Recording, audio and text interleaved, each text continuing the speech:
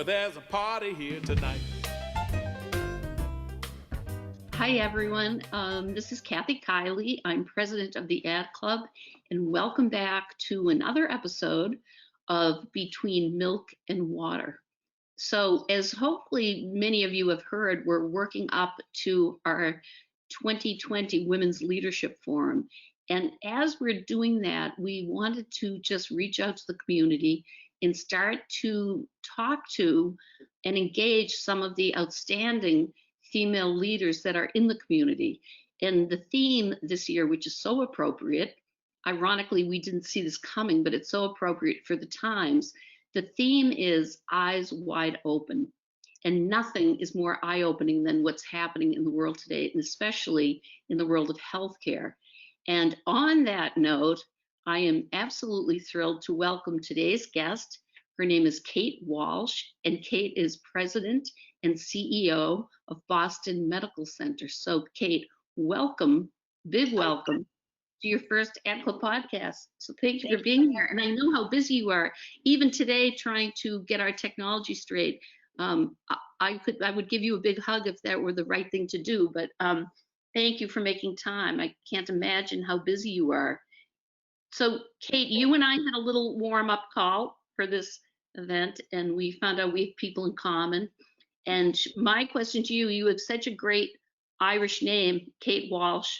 It's such a great Boston name. Were you born and raised in Boston? I was. I'm Irish. I'm from Boston. My father was a policeman. I'm kind of from Central Casting. So I definitely, I used to have a really thick Boston accent, but it kind of got beaten out of me. And when I lived in other places, but it's definitely, Boston is definitely home, and it's a wonderful place to live. And I admire the background of your picture. It's that beautiful Boston Medical Center backdrop. No, that is my office. And the picture you see in the foreground or background is actually a picture of a satellite health center that the South Boston Community Health Center opened in the Seaport District, and they were kind enough to give me this picture, and it's beautiful. Oh, very nice. Yeah. Very nice. So let's just talk a little bit about your life, because when you and I spoke, you have a theme that runs through your family, and it's my whole family. Everyone in my family are lawyers. Mm-hmm. Everyone in your family are doctors. Talk a little bit about, first of all, you lived in New York with your husband, and then talk about what everyone's doing now in the family.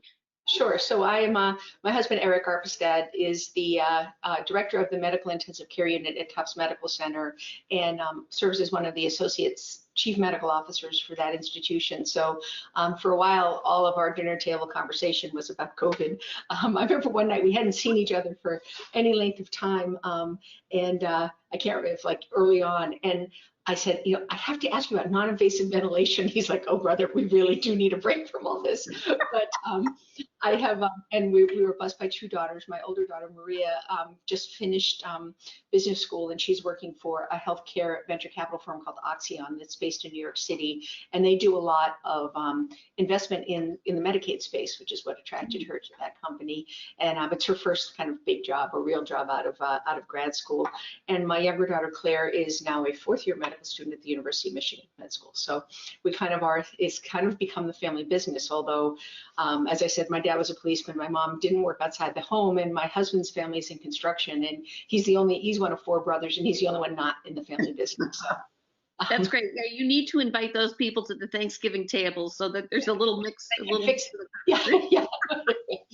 That's great, though. It's a passion in the family, which is lovely. Yeah. So the other thing I want to talk to you about was, so at this point, how many years have you been in your current job? I've been 10 years at Boston Medical Center. It was 10 years in March, and before that, I worked in healthcare for about 40 years. So, well, congratulations with the 10 years. That's huge. I definitely over under, but yeah. So when I think about Boston Medical Center and having grown up in Boston, I always think of it as like the hospital that was no BS. It was frontline hospital. If someone got shot, or if there was trauma, or they went to Boston Medical Center, and they would be guaranteed that trauma unit kicked in and was Yeah. front and center. So I guess my question is, A, do you think that's a perception or is that just me? And B, did that help with the coronavirus when this kicked in your community, and were you prepped and ready to go? Well, a lot to unpack in that. Let's start with this sort of how people perceive Boston Medical Center in our Yes. market. What you describe is what I call the was taken to phenomenon. When people hear about our hospital, often they're rushed there.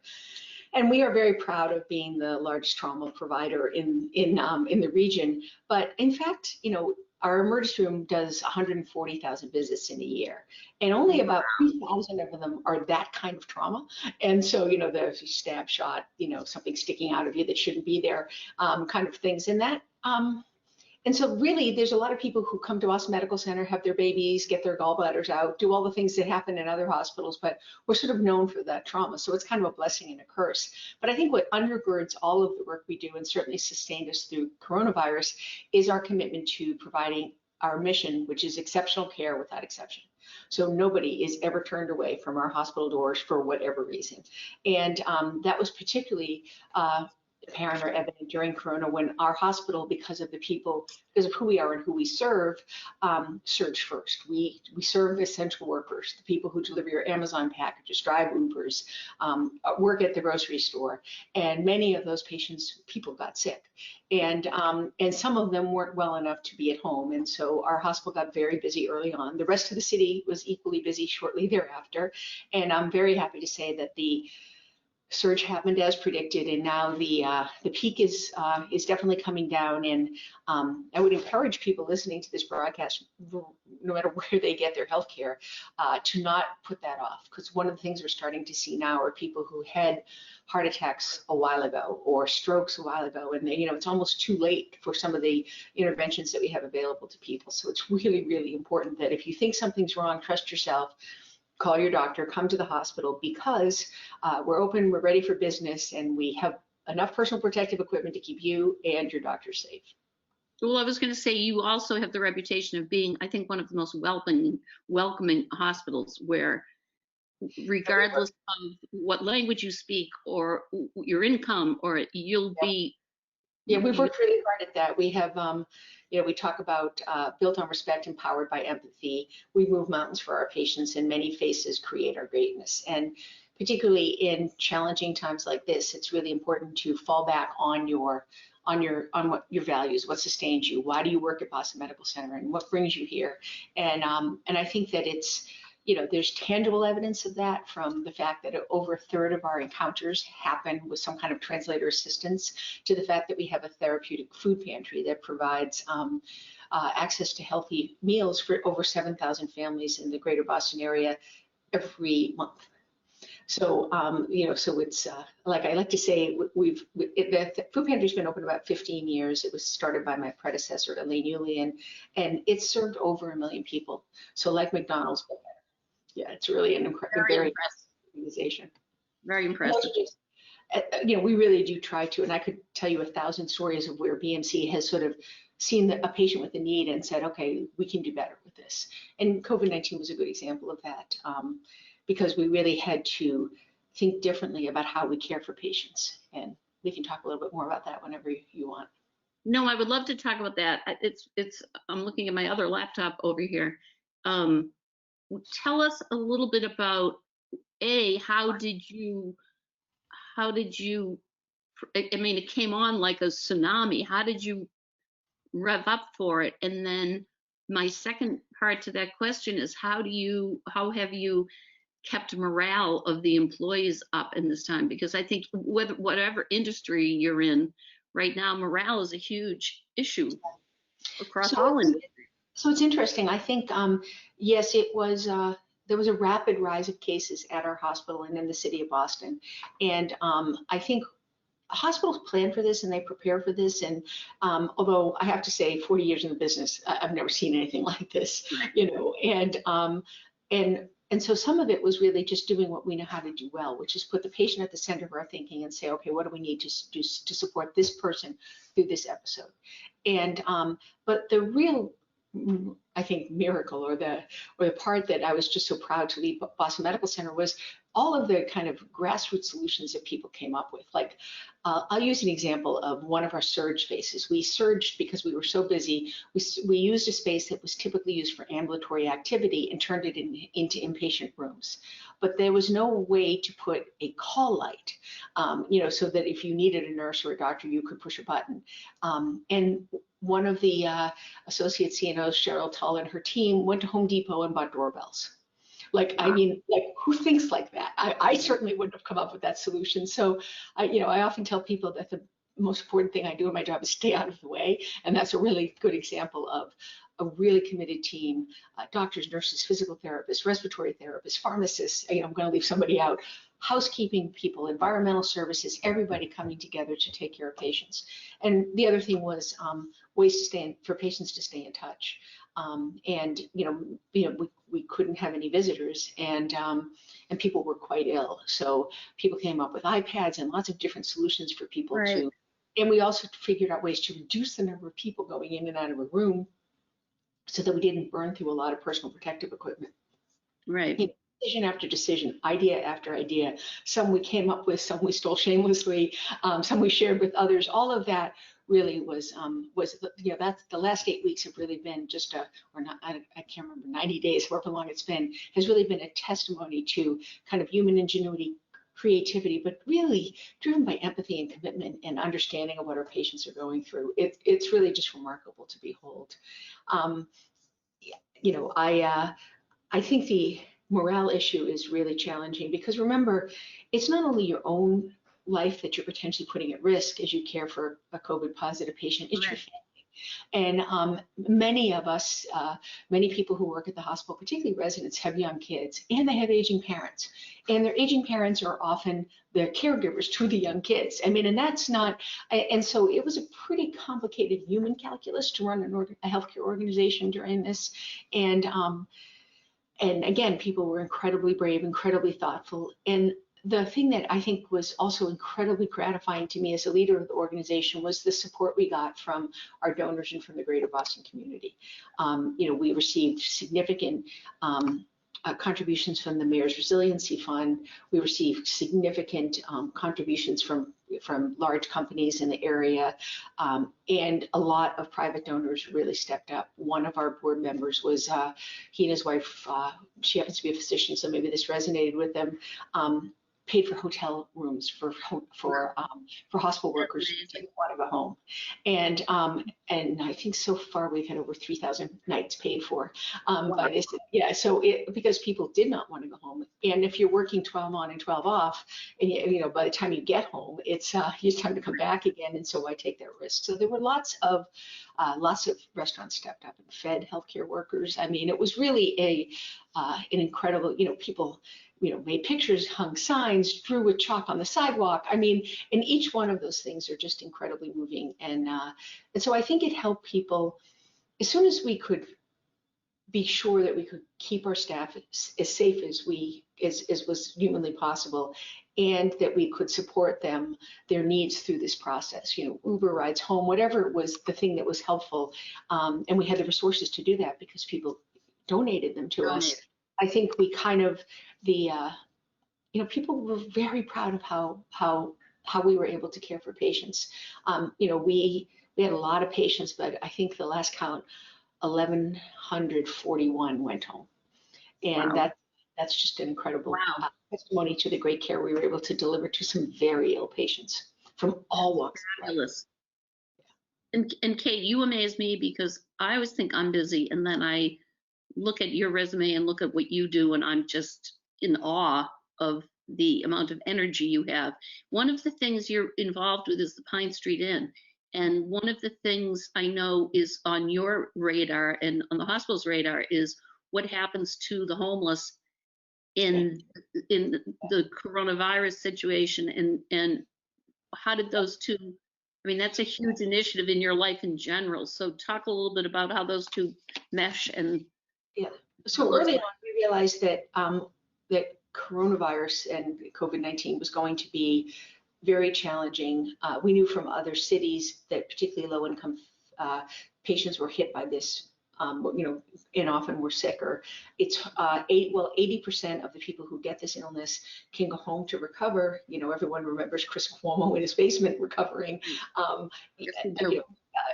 Some people, portion, get quite ill and need to be in the hospital, but what happens if you are homeless or you live in congregate housing or you're in a multi-generational household and there's a grandparent who's on dialysis and young children, and how do you keep yourself safe? And what happens if you're in one of those households and you have to go to work?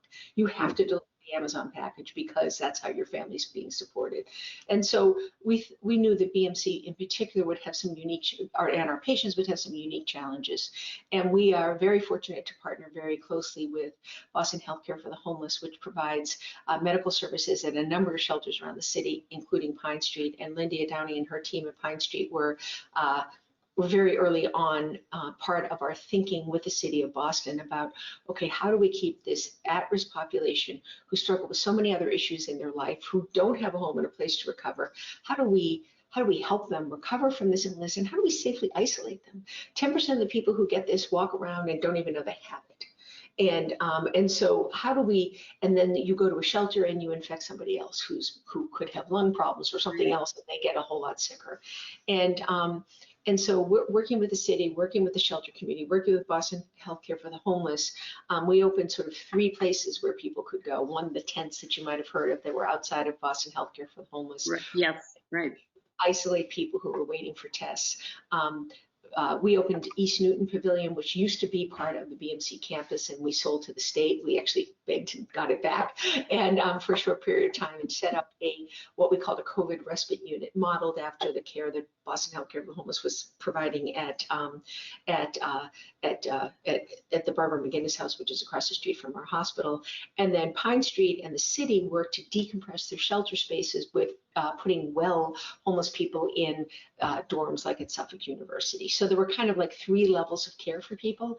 And then finally, when Boston Hope, which is the hospital that was the field hospital was in the convention center, opened, there was a medical side and there was a respite side. So I have to say the city of Boston and the state of Massachusetts really worked hard to keep people who were homeless safe during this pandemic. It was really a very inspiring work to be part of. I think, it's always been, Mayor Walsh has always been very sensitive to the needs of this patient population, and Governor Baker did the same thing across the state, Worcester, Brockton. I can, tell the Springfield, I can tell the stories across the state. So, we had a lot of COVID positive patients and there were challenges across the board, but I think we did a really good job for this patient population. And now our thinking is, okay, so this worked once. What happens if we have a second surge? How do we get on top of this, stay on top of it? Because as we think about how to keep the healthcare system intact as we go forward, we're calling it COVID resiliency. The idea that we have to be ready to care for a certain number of COVID patients, and we can't shut everything down like we did before. So how do COVID and non-COVID patients peacefully coexist within the walls of our hospital, within the walls of our doctor's offices, within our community health centers, within our shelters, if that's what it comes down to. And that's the work that we have to do going forward. And fortunately, we have a little respite and some time to plan for it. Well, Kate, I can't say it enough. You get up every day and you go into the office and you're changing, making major changes and having a major impact on the city. I play a desk. I don't do all this. I just talk about it. No, I know, but you know about that. But no, I get up every day and I'm going into advertising, and which makes me laugh. But you and I had a fun conversation when we did sort of our intro call, and I said to you, so I tried to bring it around to marketing, which was very funny because I love that you just shut it down. But you shut it down with such an interesting insight. And so I said to you, so coming out of COVID, how is there a new way you'll look at the hospital or a new way you'd position or market the hospital? And you had this great insight, and I jotted down what you said earlier. You said exceptional care without exception. To me, that as a marketer, I would grab that and I'd make that my campaign. But you said something else about engaging the community. So as our last conversation, talk a little bit about your response to me. When I talked about marketing, you said. Yeah, so I think that a couple lessons learned from COVID really were that the solutions to this illness, as great, we did great work at Boston Medical Center, physically and medically and psychologically supporting and caring for the patients who have this horrible disease. Mass General, Brigham and Women's, Dana-Farber, Tufts, all the hospitals in Boston did a fantastic job. Right. But I think the cures and the solutions really come outside the walls of our hospital. And I think it really comes down to patient empowerment, patients being able to say, I'm sick today, I can't go to my job. It's patients understanding that they have a responsibility for their own health care. It's us meeting patients where they are. You know, people who live in shelters. We have to be prepared to take care of that population. And so for me, it was really, and for us, the biggest evidence of that was really how quickly our patient population took to telehealth, to video healthcare visits, to telephone visits. We really thought, oh, this is not a good investment for us because our patients won't like it. Well, guess what? They loved not sitting in our waiting rooms. They loved not taking 2 buses coming to a doctor's appointment or paying to park. They, and so we would see about 4,000 patients a day, coming to our campus to see a doctor or a nurse practitioner or a social worker or psychiatrist, pick a position. And a lot of times about a fifth of them wouldn't show up for a whole host of reasons. They forgot, they had a better, they had work that day that they couldn't get away from. They felt better, so they didn't need to come. And when COVID happened and we had to close down our campus and those visits dropped like a stone, we gradually added telephone visits. And now our hope going forward is that half of our visits will be tele, which is, I never would have said to you before this happened. So we learned from our patients. We learned that our patients could do much more than we anticipate, and that's that kind of thinking we need to bring forward as we work together with the communities we serve to get people healthy and keep them well. So, and Kate, you said something that I loved. You said we're going to look at the community and see who needs jobs and how we can hire them. Oh yeah. The one thing that really worries us, specifically at Boston Medical Center, is about virtually all the patients we see and all the patients in our health plan are funded by government. And if you think about what government's going to have to do as we recover as a society from this, I think that jobs are going to be really important. There's 40 million jobless Americans right now, and 40% of the people who make under $40,000 a year are out of work. So how does that part of our society come back? And and so we were experimenting with this before COVID, but I think the most important thing we can do, as long as we're still hiring people, is to hire our patients. And it's an interesting journey because it's it's kind of reaching past the medical encounter that somebody comes to us for and really talking with people about their lives. And I think BMC does that really well. And think about all the personal things doctors ask you. Why can't we say, hey, do you need work? And so. Right. And we'll help train you up. And these are the kind of jobs we have available. And, we're cautiously optimistic that it might be the most important thing we can do for our patients and their families. Right. Or as they said to me on my last visit, she said to me, I'm assuming you're not working. Really? Said, really? Yeah. Really? You're assuming that? Yeah. Don't assume that. Yeah. Well, I think that's, as a marketer, I think that outreach to the community is spectacular. And I can see that having a huge change in how you move forward. That would be an incredible case story. And I think the other thing we really have to think about as a organization that's so deeply rooted in the community we serve is how do we confront the issues that have led to some of the challenges we faced very recently in our city and across the country. And there's so much work to be done in this space, and I think that understanding, COVID-19 really exposed. I mean, everybody sort of knew it, and people in the business knew it, but I don't think the public at large understood the fundamental inequity in the delivery of healthcare services. The year 2020 based on race and ethnicity, and until we begin to correct those inequities. Communities can't prosper and thrive without your health. You don't have anything. So we need to tackle those issues head on, and I think we're really well positioned to do that. Well, and if there's a person I'd want leading it, Kate, it's you. You're awesome. You've inspired me. I really Just appreciate the time to close chat. on a personal note. Hopefully, we'll see you at the Women's Leadership Forum. I know you don't have time for us, but spread the word on the Women's Leadership Forum. It's live July 9th. Live on Zoom or live on one of these. Yeah, it's on a really cool platform, so it's very interactive. You get to actually have cocktails at the end of the whole event.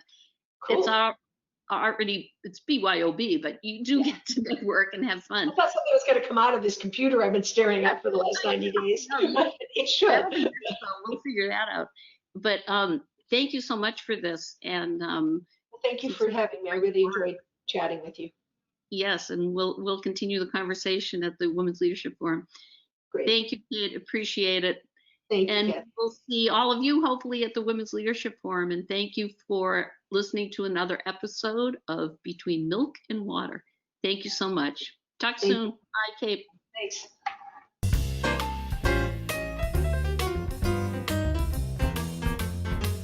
Well, there's a party here tonight.